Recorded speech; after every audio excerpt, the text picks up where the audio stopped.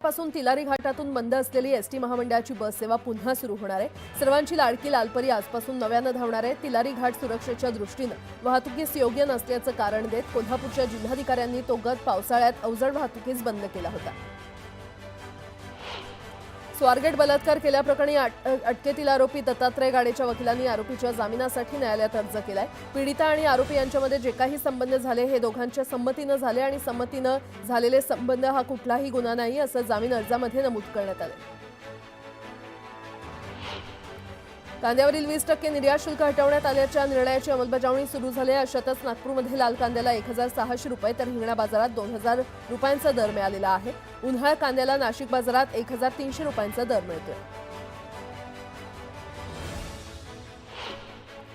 सरपंच संतोष देशमुख हत्या प्रकरणातील आरोपी सध्या बीड कारागृहात असल्याने बीड जिल्हा कारागृह चर्चेत आहे। मात्र 161 कैद्यांची क्षमता असलेल्या या कारागृहात सध्या 340 कैदी आहेत। यातील 7 कैदी शिक्षा झालेले तर उर्वरित न्यायाधीन बंदी आहेत।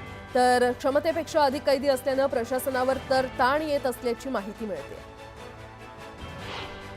24 तास सुविधा देणाऱ्या दुकानांमुळे ग्राहकांसह अर्थव्यवस्थेला फायदा होतो। शिवाय कायद्याने या दुकानांवर वेळेचे निर्बंध नाही, त्यामुळे ती 24 तास सुरू राहू शकतात असा निर्वाळा उच्च न्यायालयाने दिलाय। तसंच रात्री 11 वाजेपर्यंत दुकानं बंद करण्याची सक्ती न करण्याचे आदेश देखील न्यायालयाने पुणे पोलिसांना दिले। पश्चिम रेल्वेवरील वक्तशीरपणा सुधारण्यासाठी रेल्वे प्रशासनाने वेगमर्यादा रद्द करणं, रेल्वे मार्गाची देखभाल दुरुस्ती करणं यासारख्या उपाययोजना केल्या आहेत आणि त्यामुळे भारतीय रेल्वेमध्ये पश्चिम रेल्वेच्या लांब पल्ल्याच्या रेल्वेगाड्यांचा वक्तशीरपणा 95% पोहोचलाय। त्यामुळे प्रवाशांचा प्रवास निश्चित वेळेमध्ये पूर्ण होतोय। एकीकडे अनेक देश उपासमार, युद्धामुळे निर्माण झालेला अन्नतुटवडा आणि नैसर्गिक कारणांमुळे आलेला दुष्काळ तसंच कुपोषणाशी झगडत असताना अर्ध जग मात्र लठ्ठ होण्याच्या मार्गावर आहे। 2005 पर्यंत जगातील 1/3 लोक लठ्ठ झालेले असतील। लॅन्सेट या आरोग्य शोध पत्रिकेने जाहीर केलेल्या एका अभ्यासात ही माहिती समोर आली आहे। सोलापूर कृषी उत्पन्न बाजार समितीच्या निवडणुकीसाठी दाखल 388 उमेदवारांचे 438 अर्ज छाननीमध्ये वैध ठरलेत तर 41 अर्ज अवैध ठरलेले आहेत। माजी सभापती दिलीप माने, माजी उपसभापती सुरेश हसापुरे यांच्या अर्जाला घेतलेल्या हरकतीवरील सुनावणी पूर्ण झाली असून उमेदवारांची अंतिम यादी आज जाहीर होणार आहे। एप्रिलमध्ये महाराष्ट्र अधिक तापणार आहे, देशात चटका वाढणार आहे। एप्रिल ते जून महिन्यात देशाच्या बहुतांश भागात कमाल तापमान सरासरीपेक्षा अधिक राहण्याची शक्यता आहे। महाराष्ट्राच्या बहुतांश भागात उष्ण लाटा येण्याचा इशारा हवामान खात्याने दिला आहे। मुंबईकरांवर कचरा संकलन शुल्क लावण्याकरता मुंबई महापालिकेने नवीन नियमावली तयार केलेली आहे आणि आता मुंबईकरांकडून कचरा संकलन हे मालमत्ता कराचा भाग म्हणून वसूल केले जाणार आहे। नव्या नियमावलीचा मसुदा महानगरपालिकेच्या संकेतस्थळावर प्रसिद्ध केला जाणार असून 31 मे पर्यंत नागरिकांना त्यावर सूचना आणि हरकती नोंदवता येणार आहे। सोलापूर महापालिका प्रशासनाने सुपर टॅक्स रद्द करत शहरातील साधारण 20,000 व्यावसायिकांना दिलासा दिलाय। व्यावसायिकांना भरावा लागणारा सुपर टॅक्स 113% आता सरसकट 64% आलाय। त्यामुळे सेकंड अग्रीमेंटमधून शोधली जाणारी पळवाट बंद होऊन व्यवहारामध्ये पारदर्शीपणा येणार आहे। मुंबई आणि परिसरात तीव्र उकाडा जाणवू लागल्याने एका दिवसातच तापमानात 4 अंशांनी वाढ झाली आहे। मुंबईचा पारा 37 अंशांवर गेल्याने तीव्र उकाडा जाणवतोय, त्यामुळे मुंबईकर गरमीने हैराण झाले। सांगलीमध्ये घरपट्टी पाणीपट्टीची वसुली 82 कोटी झाली आहे, मात्र तरीही थकबाकी 155 कोटी रुपयांवर गेली आहे। थकबाकी वसुलीचं मोठं आव्हान पालिका प्रशासनासमोर उभं आहे। देशभरात 25 राज्य आणि केंद्रशासित प्रदेशांमधील तब्बल 13,000 चौरस किलोमीटरपर्यंतचा जंगलाचा भाग अतिक्रमण बाधित असल्याची माहिती केंद्रीय पर्यावरण मंत्रालयाने अहवालाद्वारे दिलेली आहे। दरम्यान 10 राज्यांनी अद्याप जंगलांवरील अतिक्रमणाची माहिती दिलेली नाही। रेडी रेकनरच्या दरात तब्बल 5.84% वाढ केल्याने ग्राहकांच्या खिशाला फटका बसणार आहे। घरांच्या किमतींमध्ये 2 ते 2.5 लाखांची भर यामुळे पडणार आहे। त्यामुळे कल्याण डोंबिवलीमध्ये घर घेताना ग्राहकांना विचार करावा लागणार आहे। पुण्याहून सासवडला जाणाऱ्या रस्त्यावरील बोबदेव घाट परिसर पर्यटकांसाठी विशेष आकर्षणाचा केंद्रबिंदू ठरलाय। अशातच कोंढवा पोलिसांनी घाटात मध्यरात्री फिरण्यास आलेल्या सुमारे 40 प्रेमी युगुलांवर कारवाई केली आहे। मालमत्ता करातून नवी मुंबई महापालिकेने इतिहासात पहिल्यांदाच विक्रमी 800 कोटींचा महसूल गोळा केलेला आहे। 2024-25 या आर्थिक वर्षात 900 कोटींचा अंदाज व्यक्त केला होता, पण पालिकेला 805 कोटींचा टप्पा गाठण्यात यश आले। मुंबईतील पूर्व आणि पश्चिम द्रुतगती महामार्गावरून वेगानं जाणाऱ्या वाहन चालकांनी तिथे आतापर्यंत सुमारे 241 टनाहून जास्त कचरा फेकल्याचं महापालिकेला आढळून आलं आणि त्यामुळे मागील आठवड्यात त्यांनी विशेष मोहीम राबवत कचरा आणि राडा रोड्याची विल्हेवाट लावण्यात आली। पुणे महानगरपालिकेला आर्थिक वर्षातील मिळकत करातून 2,350 कोटी रुपयांचं उत्पन्न प्राप्त झालंय। मिळकत कराच्या वसुलीसाठी महापालिकेला मार्च महिन्यापर्यंत प्रयत्न करावे लागले असून अखेरच्या 10 दिवसात 170 कोटी रुपये मिळाले। हवामान विभागानं महाराष्ट्रातील विविध जिल्ह्यांसाठी विजांच्या कडकडाटासह पावसाचा अलर्ट जारी केलाय। नागरिकांनी सतर्क राहण्याचं आवाहन करण्यात आलेलं आहे। हवामान खात्यानं पुढील 24 तासांसाठी कोकण, खानदेश, पश्चिम महाराष्ट्र, मराठवाडा आणि विदर्भातील काही जिल्ह्यांसाठी विजांच्या कडकडाटासह पावसाचा अलर्ट जारी केलाय। पिंपरी चिंचवड स्मार्ट सिटी लिमिटेडनं पिंपरी चिंचवड महापालिकेच्या दैनंदिन कामकाजासाठी तयार केलेल्या ई-ऑफिस या डिजिटल प्रणालीनुसार कामकाजाची सुरुवात मंगळवारपासून झाली। त्यामुळे महापालिकेचं कामकाज कागदविरहित होणार आहे। कागदपत्र डिजिटल स्वरूपात जतन केली जाणार आहे। मुंबईकरांवर घनकचरा व्यवस्थापन वापरकर्ता शुल्क लावण्यास उभाठानं विरोध केलाय। धारावी प्रकल्पासाठी देण्यासाठी कचरा शुल्कातून निधीतून देवनार कचरा भूमीवरील कचऱ्याची विल्हेवाट लावली जाणार आहे। त्यामुळे हा कर लावण्यास विरोध असल्याची भूमिका आमदार आदित्य ठाकरे यांनी घेतली। चारधाम यात्रा सुरू होण्यापूर्वीच मोठी खळबळ माजली आहे। यात्रेकरूंचं साहित्य आणि प्रवासासाठी वापरल्या जाणाऱ्या घोडे आणि खेचरांमध्ये धोकादायक एकाइन इन्फ्लुएन्झा व्हायरस सापडलाय आणि यामुळे उत्तराखंड सरकारनं 2 क्वारंटाईन सेंटर सुरू केली आहेत। पुण्यातील 33 वर्षीय रुग्णाच्या पोटात सातत्यानं दुखणं, लघवीला त्रास होणं आणि सातत्यानं मूत्रमार्गात संसर्ग होणं असा त्रास होत होता। तपासणीमध्ये त्याच्या दोन्ही मूत्रपिंडांमध्ये खडे आढळलेत। खड्याचा आकार आणि जटिलता लक्षात घेऊन डॉक्टरांनी थुलियम फायबर लेझरसह रेट्रोग्रेड इंट्रारिनल सर्जरीचा वापर करून यशस्वीपणे उपचार केले।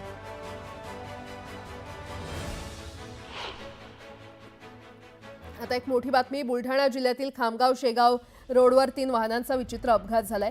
या अपघातात 4 जणांचा जागीच मृत्यू झालाय तर 6 जण गंभीररित्या जखमी झालेले आहेत। पुण्यातून परतवाडाला जाणाऱ्या एसटी बसला समोरून 4 चाकी वाहनानं धडक दिली आणि त्यानंतर खासगी ट्रॅव्हल्सनं एसटी बसला मागून धडक दिली।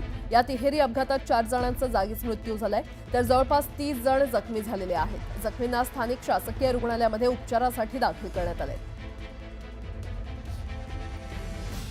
या भीषण अपघातात आतापर्यंत 4 लोकांचा मृत्यू झाला असल्याचं कळतंय तर 30हून अधिक प्रवासी सध्या जखमी झालेले आहेत। बुलढाण्यात हा अपघात झालाय आणि या संदर्भात अधिक माहिती देत आहेत आमचे प्रतिनिधी राहुल खंडारे आपल्यासोबत जोडले गेलेले आहेत। राहुल, नेमका अपघात कसा झाला, काय अपडेट? बुलढाणा जिल्ह्याच्या खामगाव शेगाव मार्गावरती हा भीषण अपघात झालेला आहे। विचित्र अपघात याला म्हणू शकतो, कारण एक तवेरा गाडी होती आणि ती गाडी जी आहे ती एसटी महामंडळच्या बसेसला जाऊन त्या ठिकाणी धडकली आणि एसटी महामंडळाची बस जी आहे ती ट्रॅव्हल्सला जाऊन धडकली। हा तिहेरी अपघात या ठिकाणी घडलेला आहे। अतिशय भीषण स्वरूपाचा अपघात असल्यामुळे या अपघातामध्ये 4 लोकांचा दुर्दैवी मृत्यू झालेला आहे तर 6 लोक जे आहेत ते गंभीर स्वरूपाचे त्या ठिकाणी जखमी आहेत आणि 30 प्रवासी जे आहेत ते या ठिकाणी किरकोळ जखमी आहेत। अतिशय भीषण असा हा अपघात होता आणि अपघात झाल्यानंतर त्या ठिकाणी खामगाव शेगावने जाणारे नागरिक आणि बसेस जे आहेत ते त्या ठिकाणी थांबवण्यात आलेल्या होत्या। वाहतुकीचा खोळंबा उडाला होता। पोलीस प्रशासनही घटनास्थळी त्या ठिकाणी दाखल झालेला आहे।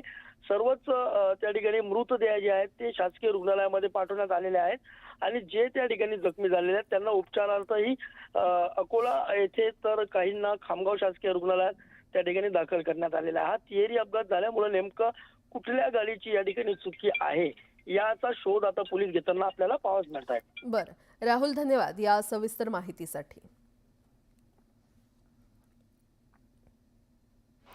पंकजा मुंडे यांच्या फाईल्स घेऊन धनंजय मुंडे माझ्या घरी आले होते असं वक्तव्य सामाजिक कार्यकर्त्या अंजली दमानिया यांनी केलं। मी पंकजा मुंडेंविरोधात लढावं असं धनंजय मुंडे यांना वाटत होतं असा गौप्यस्फोट देखील अंजली दमानिया यांनी केलाय। खोक्याच्या आडून मला टार्गेट करण्यात आलंय, खालच्या दर्जाचं राजकारण करणं उचित नाही अशी प्रतिक्रिया सुरेश धस यांनी दिली आहे। या संपूर्ण प्रकरणाच्या चौकशीसाठी मी मुख्यमंत्र्यांना भेटणार आहे असं धस म्हटलंय। पुन्हा एकदा टीपी मुंडेंनी खोक्या प्रकरणावरून सुरेश धस यांना लक्ष केलं। हे जर खोके असे असतील तर तुम्ही ते खोके थांबवावेत आणि एवढी गुंडगिरी कशासाठी असा थेट सवाल ओबीसी नेते टीपी मुंडे यांनी सुरेश धस यांना विचारलाय। नारायण राणे आणि नितेश राणेंना सिंधुदुर्गात वैद्यकीय महाविद्यालय नको आहे असा आरोप विनायक राऊत यांनी केलाय। पालकमंत्री मोठी भीमगर्जना करतात, पहाटे उठून लोकांची घरं तोडतात, मात्र शासकीय वैद्यकीय महाविद्यालयाला भेट द्यायला त्यांना वेळ मिळत नाही असं राऊत म्हटलंय। सटाणा कृषी उत्पन्न बाजार समितीच्या 18 जागांसाठी निवडणूक पार पडली आणि या निवडणुकीत यशवंत शेतकरी विकास पॅनेलचे 9 तर शेतकरी विकास पॅनेलचे 6 उमेदवार निवडून आले।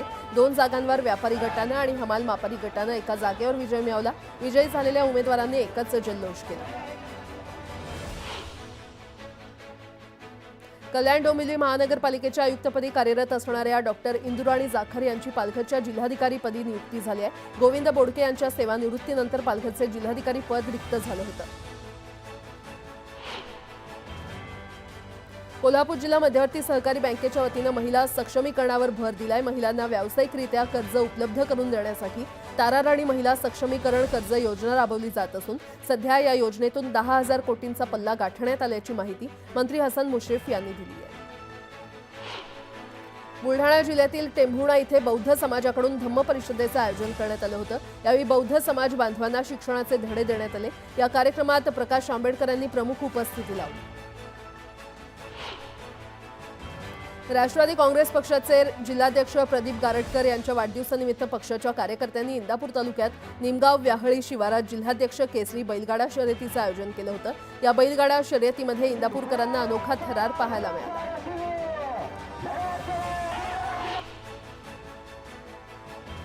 महाराष्ट्रात ई-बाईक टॅक्सीला परवानगी देण्याचा निर्णय राज्य मंत्रिमंडळाच्या बैठकीत घेण्यात आल्याची माहिती परिवहन मंत्री प्रताप सरनाईक यांनी दिली आहे। परिवहन खात्याकडून हा प्रस्ताव मंत्रिमंडळ बैठकीत मांडण्यात आला होता। प्रशांत कोरटकरचा जामीन अर्ज फेटाळण्यात आलाय। कोल्हापूर सत्र न्यायालयानं पुन्हा एकदा कोरटकरचा जामीन अर्ज फेटाळला। इतिहास अभ्यासक इंद्रजीत सावंत यांना धमकी आणि छत्रपती शिवाजी महाराजांचा अपमान केल्याप्रकरणी प्रशांत कोरटकर अटकेत आहे। इंडियाज गॉट लॅटेंट शोबाबत रणवीर अलाहाबादिया आणि त्याचा साथीदार आशिष चंचलानीला सुप्रीम कोर्टानं दणका दिलाय। अलाहाबादियाची पासपोर्टची मागणी सुप्रीम कोर्टानं फेटाळली आहे। जर मागणी मान्य केली तर तपासावर परिणाम होईल असं निरीक्षण कोर्टानं नोंदवलंय। दरम्यान या प्रकरणाची पुढील सुनावणी 21 एप्रिलला होणार आहे। पुण्यातील मुकुंद भवन ट्रस्टनं बेकायदेशीरित्या जागा बळकावल्याचा आरोप खासदार उदयनराजे भोसले यांनी केलाय। सातारा राजघराण्याची जागा देखील ट्रस्टनं बळकावली असून याची सीबीआय चौकशी करण्यात यावी अशी मागणी उदयनराजे भोसले यांनी केंद्रीय गृहमंत्री अमित शहांना केली आहे। बीडच्या कारागृहातून आठवले गँगला नाशिकच्या कारागृहात दाखल करण्यात आलं। बीड कारागृहात वाल्मिक कराड आणि गीते गँगमध्ये झालेल्या वादानंतर आठवले गँगला नाशिक कारागृहात हलवण्यात आलं। सार्वजनिक बांधकाम मंत्री शिवेंद्रसिंहराजे भोसले यांनी महत्त्वपूर्ण निर्णय घेतलाय। सार्वजनिक बांधकाम विभाग आता सर्वेक्षणासाठी ड्रोनचा वापर करणार आहे। प्रत्यक्ष पाहणी करणं शक्य नसलेल्या पुलांची ड्रोननं पाहणी होणार आहे। स्लॅब कोसळण्याच्या घटनांना आळा घालण्यासाठी हा महत्त्वाचा निर्णय घेण्यात आलाय। जेजुरी गडावरील भंडाऱ्यामुळे भाविकांचं आरोग्य धोक्यात आल्याचा आरोप माजी प्रमुख विश्वस्तांनी केलाय। जत्रेच्या काळात भंडाऱ्यामध्ये मोठी भेसळ होत असून भाविकांच्या आरोग्यावर तसंच ऐतिहासिक जेजुरी गडाला धोका निर्माण झाल्याचा आरोप माजी मुख्य विश्वस्त शिवराज झगडे यांनी केला। सातारा जिल्ह्यातील कराड पाटण तालुक्याला सलग दुसऱ्या दिवशी वादळी वाऱ्यासह अवकाळी पावसानं झोडपलं। सोसाट्याच्या वाऱ्यामुळे अनेक ठिकाणी घरांवरचे पत्रे उडून गेले असून विद्युत पुरवठा देखील खंडित करण्यात आला। कोल्हापूर जिल्ह्यातील पन्हाळ्यामध्ये गारपिटीसह जोरदार पाऊस झाला। परिसरात गारांचा खच दिसून आला। वादळी वाऱ्यासह झालेल्या गारपिटीमुळे आंब्याचं नुकसान होण्याची शक्यता आहे। छत्रपती संभाजीनगरमध्ये दमदार पावसानं हजेरी लावली। जिल्ह्यातील करमाड, पैठण, बिडकीन आणि वैजापूर तालुक्यातील बरसलेल्या अवकाळी पावसामुळे काही ठिकाणी रस्त्यांवर पाणी आलं। सांगली जिल्ह्यातील खानापूर, तासगाव आणि वाळवा तालुक्यात अवकाळी पावसानं हजेरी लावली। खानापूर आणि तासगाव तालुक्यात देखील वादळी वारा आणि गारपिटीसह पाऊस झाला, तर वाळवा तालुक्यातील वारणा पट्ट्यात सलग दुसऱ्या दिवशी पाऊस बरसला। रत्नागिरी जिल्ह्यातल्या खेडला अवकाळी पाऊस आणि वादळी वाऱ्याचा मोठा फटका बसला। वादळी वाऱ्यामुळे मुंबई गोवा महामार्गावरील खोपी फाट्याजवळ 5 दुकानं कोसळली। या दुकानांसमोर उभ्या असलेल्या कारचं नुकसान झालं। कोल्हापुरात अवकाळी पावसानं जोरदार हजेरी लावली। राधानगरी, चंदगड परिसरात पावसाच्या सरी बरसल्या। वादळी वारा आणि ढगांच्या गडगडाटासह पाऊस झाल्यानं नागरिकांची तारांबळ उडाली। सांगली जिल्ह्यातील वाळवा आणि शिराळा तालुक्यात सलग दुसऱ्या दिवशी पाऊस बरसला। पावसामुळे नागरिकांची तारांबळ उडाली। पावसामुळे गहू आणि हरभरा ही पिकं संकटात सापडली असून उत्पादक शेतकऱ्यांच्या चिंतेमध्ये वाढ झाली आहे। वाशिम शहरासह जिल्ह्यात काही ठिकाणी हलक्या ते मध्यम स्वरूपाचा पाऊस झाला। पावसामुळे कांदा, हळद आणि गहू या पिकांना फटका बसण्याची शक्यता आहे। लातूर शहरासह परिसरात विजांच्या कडकडाटासह पावसाची शक्यता वर्तवण्यात आली आहे। त्यामुळे नागरिकांनी घराबाहेर पडताना काळजी घेण्याचे आवाहन प्रशासनाकडून करण्यात आले। रत्नागिरी जिल्ह्यातील खेड परिसरात वादळी वाऱ्याला सुरुवात झाली आहे। रत्नागिरी जिल्ह्यामध्ये हवामान खात्याच्या वतीनं पावसाचा अंदाज वर्तवण्यात आलाय। त्यामुळे आता आंबा बागायतदार धास्तावले। विदर्भाच्या काही भागात पुढील 2 ते 3 दिवसात हलका मध्यम स्वरूपाचा पाऊस पडण्याची शक्यता आहे। तसंच पश्चिम विदर्भ आणि पूर्व विदर्भाच्या काही भागात गारपीट होणार असल्याचा अंदाज हवामान खात्यानं व्यक्त केला। अनैतिक संबंधात पतीचा अडथळा येत असल्यामुळे पत्नीनं प्रियकराच्या मदतीनं डोक्यात धारदार हत्यारानं वार करून पतीची हत्या केल्याचा प्रकार समोर आलाय। पुण्यातील लोणी काळभोरमधील वडाळे वस्तीत ही घटना घडली। विरार पश्चिमेच्या म्हाडा संकुलात गेल्या 3 ते 4 दिवसांपासून पाण्याचा ठणठणाट आहे। त्यामुळे संतप्त नागरिकांनी ठेकेदारांविरोधात जोरदार घोषणाबाजी करत आंदोलन केलं। म्हाडानं फसवणूक केल्याचा आरोप रहिवाशांनी केला। उल्हासनगरमध्ये पोलिसांनी गांजा तस्करीच्या मोठ्या प्रकरणाचा पर्दाफाश केलाय। गुप्त माहिती मिळाल्यानंतर सापळा रचून पोलिसांनी आरोपीला रंगेहात पकडलं। त्याच्याकडून 4 किलोचा गांजा जप्त करण्यात आलाय। उल्हासनगरमध्ये ट्रक चालकाच्या हलगर्जीपणा समोर आलेला आहे। एका भरधाव ट्रक विद्युत वाहिनीमध्ये अडकला। दरम्यान या संदर्भात तात्काळ महावितरणाला माहिती देण्यात आली आणि महावितरणाकडून विद्युत पुरवठा बंद करण्यात आला। त्यामुळे मोठा अनर्थ टळला।